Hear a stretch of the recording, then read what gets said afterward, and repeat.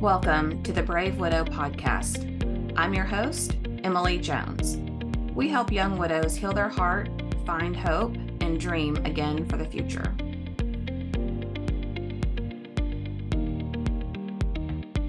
Hey guys, welcome to episode number 8 of the Brave Widow Show.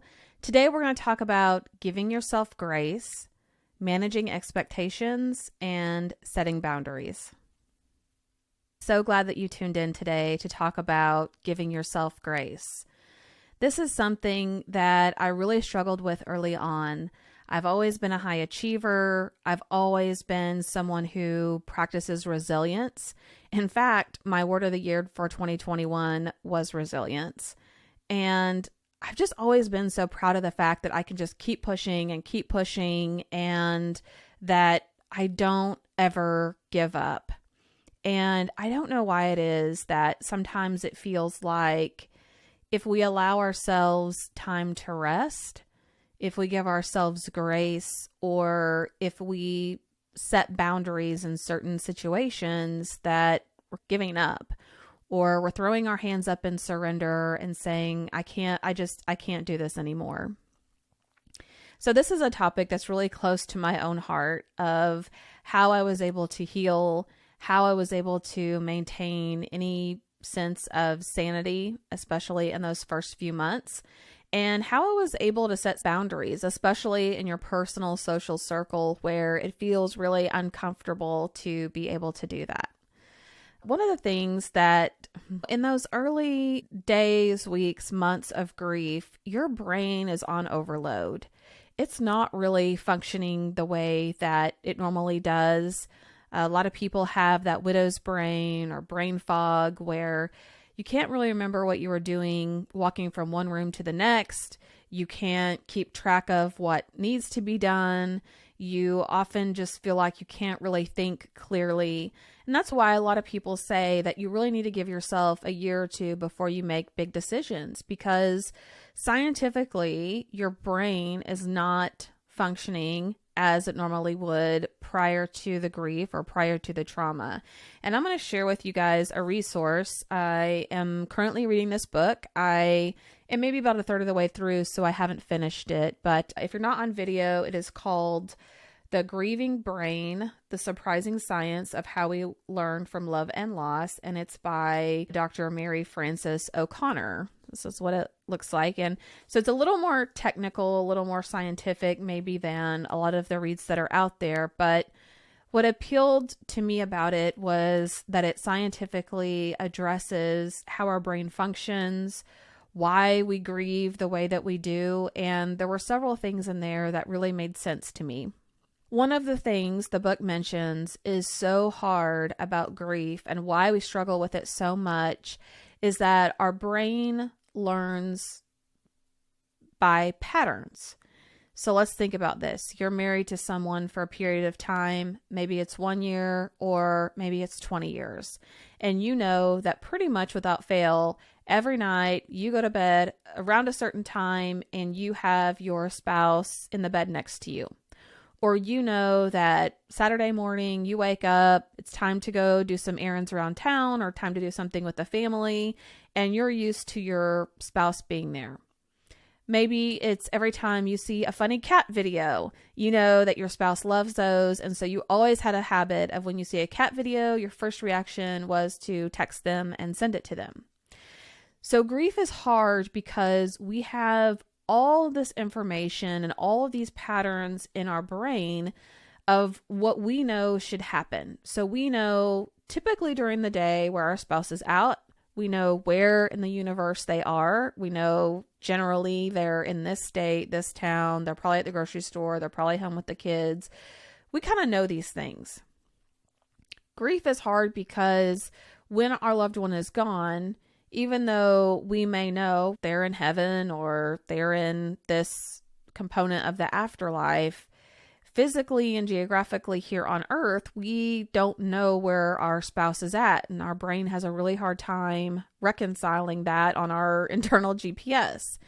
And because we have all of these patterns, the new patterns and the new habits aren't nearly as great as the old ones. So going back to that example where you go to bed, we'll say 10 o'clock at night every night, and your spouse is in bed there with you. Maybe you've done that for 10 or 20 years. How many days, weeks, months, years has your brain held to this pattern of going to bed with your spouse in bed beside you? And then that first night is really like the first time your spouse isn't there. And maybe your brain thinks, oh, that's kind of a fluke. Sometimes we have spouses who travel, or we have spouses that don't feel well and they sleep in another room, or just they're stayed up too late watching a movie, whatever it is. We occasionally may have those nights, right? But the more of time that we experience, the more weeks and months with this new pattern, the harder it is to accept that that's reality, because we've had so many past histories of the old pattern of we go to bed, our spouse is there in bed beside us. And now we're starting to create this new pattern that we're going to bed and our spouse isn't there beside us. A lot of widows will say that nighttime is really one of the worst times of the day that they struggle with grief. And it could be because there's fewer distractions. When you're at home in bed at night, you're typically not working. You don't have things happening with the family and the house like you would during the day. People aren't calling you to sell you things, and just all this flurry of activity that happens during the day isn't happening at night. But then you also have that solidified pattern that isn't happening, which is my spouse would be brushing their teeth. They would be getting ready for bed. They would be gargling with mouthwash, taking a shower, whatever that looked like. Now that pattern has been completely disruptive. And so when people say time heals all wounds, or pain gets lesser with time, one of the reasons why we say that is because our brain starts making a new pattern. And you will get to a point in which your brain expects the new pattern and stops looking for the old pattern. I remember early on in grief that anytime I would travel for a work trip, as soon as I got to the hotel, I would typically text Nathan or call him to let him know that I was there. And the first few times I took a work trip, I would get into the hotel, I would throw my things on the bed, and I would go to pick up my phone, and then I would have to put it back down. So I thought, who wants to know about my travel? Who needs to know that, hey, I got it into the hotel safely? And sure, I could text my kids. My dad, as heartfelt as he is, says, you can always text me. I want to know about your travel. And I do. I do let him know. But I think it's different when it's not your person. I remember times where I'd be watching funny TikToks, and that was something Nathan and I love to do together every day. Is we would have a couple days would go by and we'd save up some funny TikToks, and then at night we'd lay in bed together and share with each other the ones that we thought that the other would appreciate. And I could remember seeing some funny video or meme or something that someone would post, and I would go to hit forward, or I would go to screenshot it, and then I would put the phone back down. There's no point in texting him. He's not going to get it. That didn't happen for years, right? After my first few work trips and my first few travel experiences, I stopped physically reaching for the phone because my brain was forming a new pattern in that I wasn't going to be texting Nathan to let him know that I was there, or to send him that funny meme, or whatever it was. So as we think about giving yourself grace, especially when you're in those early days, weeks, and months, keep in mind that your brain is trying to form new patterns. And so it continues to look for something and someone who isn't there. And that can be shocking to us and to our systems at first, that we continually look for someone who isn't there. And then the reality of it all sinks back in. Oh yeah, I lost that person. They're gone. Grief and sadness pours back into us, and we remember why we can't find that person as we reach out for them, as we reach out to them. One of the phrases that I love from Dr. Betsy Guerra is, you have to feel to heal. So as that sadness and pain and sorrow comes into your heart, comes into your mind, just let it soak in. Feel it, hold on to it for a few moments, let it process, and then release it back out into the wild from where it came from. Feel the pain, feel the sadness. Don't push it down or push it off to the side. When we're working professionals, sometimes that's really hard to do because we don't want to be in the middle of a meeting and have a meltdown or burst into tears unexpectedly because we've had a pang of sadness or something that's risen up within us. And okay, if in that moment you feel like you need to postpone feeling it, that's fine. But as you're in your room later that night, or as you're back in bed and you're reflecting on just the overall events of the day, don't be afraid to open yourself back up to those feelings of sadness, of pain and sorrow, and just feel and process those emotions and feelings and what's happening to you. You know, you don't have to live there or stay there forever, but don't be afraid to feel and process those things and then let them move back on. And then move them back on. People often dread holidays and get-togethers because those are the things in our mind that we know we're somewhat bracing for, right? So we have Christmas and our person isn't there to open their Christmas presents, or Nathan was the one who made the turkey for many of our Thanksgiving events over the course of several years. And so I know that I won't get to experience Nathan's turkey each year for Thanksgiving going forward. So typically we will mentally brace ourselves that we're going to go through these get-togethers, events, or holidays. And we know that it's not going to be easy and we're going to have moments where we're missing our person. It's somewhat predictable that those types of holidays and get-togethers are going to cause pangs of grief or moments of sadness. But what we don't always expect are certain milestones that come up, especially I've noticed with the kids. Let's say they have a choir performance, or maybe one of them gets accepted into a special program, or one of them is going to graduate from high school. There are those milestones with the kids that are really sweet, and I love them in the moment, and they also have a little bit of sadness to them. And sometimes I can anticipate when that's going to happen, but other times I can't. So I have to give myself grace and just be patient with myself that there are going to be these moments of events and milestones and things that pop up that I wasn't really expecting. And I don't need to be angry with myself or frustrated or upset beyond feeling what I'm feeling in that moment. But I just need to check in with myself, process it, be sad for a moment, and then move forward with the event the best that I can. You have to manage expectations for yourself and for other people. When you're grieving, you're trying to just get through the day to day. And I remember having a conversation with my dad because I was making a list of, all the things that needed to be done. And as I kept thinking of things, I just wrote them down. I also had Post-it notes everywhere, and I was just trying to keep a handle on personally what all things needed to happen. And I was talking to my dad because I was frustrated that it just seemed like more and more things were piling up and I couldn't complete things fast enough to keep more things from being added where the list was just exponentially growing. And he told me, look, just focus on today, what has to be done today. If it doesn't have to be done, don't worry about it. You can keep it on your list and slot it for a future day. But there's no point in trying to accomplish everything when all you're given to deal with at one time is today.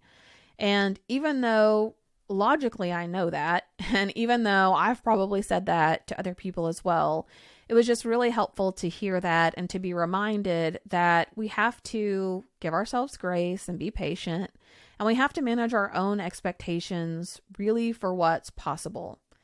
When we're struggling with grief, we are in a fragile state. A lot of times things will take way longer than we expected them to take, or our time may be limited in which we have to accomplish that thing. And so we have to manage our own expectations for reasonably what can be accomplished in this sort of pseudo new capability of what we're able to do and what really has to be done versus would be a nice to have done. So one of the exercises I went through, of course I used a spreadsheet because I'm a nerd like that, but essentially I just went through and decided who really needed to do what and when that had to be done, and if I needed to hire someone out to complete that task. And that really helped for me minimize the things that were important and I had to do them versus things that other people could help me with, even though I don't like asking for help and I do consider myself fiercely independent at times, maybe a little too independent. But it was really helpful at least to just get everything into a sheet or on a piece of paper and prioritize it based on what absolutely had to be done and by when. Then I felt like I could breathe a little bit easier because there wasn't this massive list of vague to-dos. It was an organized approach into really what had to be done, by when, by whom. Part of managing expectations for yourself and others is to set boundaries. And what I mean by that is there is in many of us an innate desire to take care of other people, to make sure that we continue some of the same traditions, to make sure that our family's doing okay, our friends are doing okay, and that we are serving other people around us. And while normally that's a great thing and a good quality to have, you can burn yourself into the ground pretty quickly by taking care of everyone else and not focusing on yourself, or by trying to hold yourself to some standard that you can't do and function decently well while doing that. So there were several friends or family members I had where I would just say, I can't, or where I may not respond to their text as quickly as I normally would, or maybe I wouldn't host a certain holiday or a certain event. I think even the first Thanksgiving, I just had to tell my family, hey, I'm sorry, I can't host that this year. It was just a few months after I lost Nathan, and the thought of having a whole crowd of people over at my house and having to juggle cooking, which I wasn't really that skilled at the time, and trying to keep everything organized, it was just too much for me and my family. So I ended up hosting Christmas because I felt more comfortable and more confident at that point to be able to do that. But I didn't hesitate to tell people, no, I'm not available, I can't do that, or I'm not able to host things at this time. I've also learned not to overload myself. And again, I think this goes back to me being someone who's high achiever. I want to get things done. I want to be able to say, hey, I can do that. I can take that on. And sometimes I would get into these almost spider web complications of, okay, on this day, I've got to run the kids here. I've got to take care of this. Also at 2 p.m., I have to run this errand. I need to go by the DMV office. I need to also do this. And then this person wants to meet up for coffee. Great. That sounds like a fun day. I really have taken a step back to say, let's keep the expectations of what has to be done or need to be done in a day low. And then if I can accomplish more, that's great. That's fantastic. But I'm not going to stress myself out or have anxiety around all these things that need to be done and getting them done, when at the end of the day, I'll just feel tired, annoyed, and like everyone else got what they needed, but I didn't get what I needed for myself. I also set boundaries and manage expectations with how and when I would respond to people. So in the past, if someone texted me or sent me a Facebook message or a card, I felt like I needed to respond right away. And sure, for work, I did need to respond quickly, and I still continue to do that. From a personal perspective, or people just asking how are things going or wanting an overall update, it could feel very overwhelming to almost copy and paste the same response to everyone and feel like I was giving a unique and updated update, and also being able to respond to them in a timely manner. And so I would just tell people, hey, I'm sorry, I'll respond when I can. Or if it took me a few days, I would still try to respond and let them know. There are several people that I would respond to them days later, or for some people, I just never responded at all. And sure, there were some cases where I would simply just forget to respond, wasn't intentional at all. But then there would be times where I would intentionally put my phone away, or I would intentionally put it on Do Not Disturb, and I just wouldn't respond. There were days where I would just be exhausted and I would think, I cannot send one more person an update or continue to copy the same information over and over and over about how things are going. And I just had to tell myself that the people who really care about me, the people who know that I'm just trying to make it on a day-by-day basis, the people who truly love me, they're going to be understanding. They're going to understand that their text doesn't have to be responded to right away. There are so many great things about technology, like texting, like emails, like Facebook, like messaging, and all of those things. But they also can come with some cons. So we text people because we don't necessarily have the time to call, or we just have a quick question. But sometimes we also expect that we have immediate access to that person. So if I text someone, then I'm expecting them to respond to me back in a couple of minutes. And while the capability and functionality of doing that is nice, at the same time, it also puts expectations on other parties. So what I've really tried to do is retrain myself that I don't have to respond right now. Because typically what happens is you're in the heat of the moment, right? You're cooking like 3 different pots on the stovetop. You've got laundry going. You've got the dog that's getting into something outside. You have kids that are asking you questions. And then your phone is just blowing up. Text, text, text, text, call. And if you glance at it, it's all just, hey, wanted to let you know this, or hey, wanted to ask you that, or hey, can you send me what you thought about using this product, or hey, I have a question for you. And it's all non-urgent things. It doesn't mean that it's not important, but it doesn't have to be answered right that second. And what I would catch myself doing is looking at all of those messages and requests that come through and seeing those as like those red notification flags on your phone, like those little badges that pop up that are like, hey, you need to resolve us. I can't deal with unresolved red flags and notifications on my phone or in my email. So to me, it was very stressful to see all of those messages and things come through and not to be able to respond timely. I really had to make an effort to tell myself, it's okay. You don't have to respond right now. Most likely somebody's not going to be upset if you don't respond right away. And if it's something urgent or emergent, in most cases, people are going to pick up the phone and call, and they're not going to stop calling until you answer them and have a conversation. So give yourself some grace with what you're able to do, with what you are doing. You're trying to survive. Manage expectations for yourself and for other people.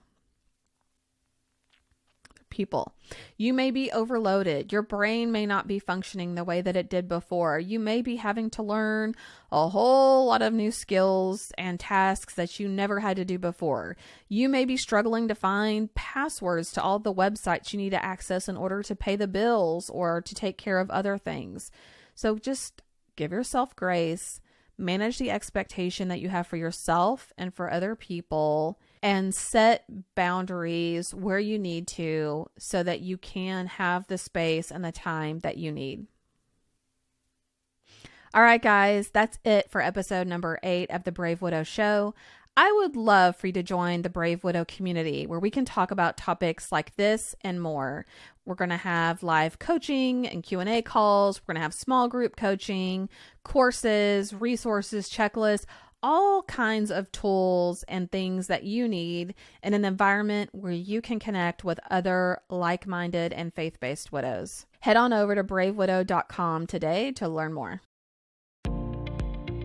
Hey guys, thank you so much for listening to the Brave Widow podcast. I would love to help you take your next step, whether that's healing your heart, finding hope, or achieving your dreams for the future. Do you need a safe space to connect with other like-minded widows? Do you wish you had how-tos for getting through the next steps in your journey, organizing your life, or moving through grief? What about live calls where you get answers to your burning questions? The Brave Widow membership community is just what you need. Inside, you'll find courses to help guide you, a community of other widows to connect with, live coaching and Q&A calls, and small group coaching where you can work on what matters most to you. Learn how to heal your heart, find hope, reclaim joy, and dream again for the future. It is possible. Head on over to bravewidow.com to learn more.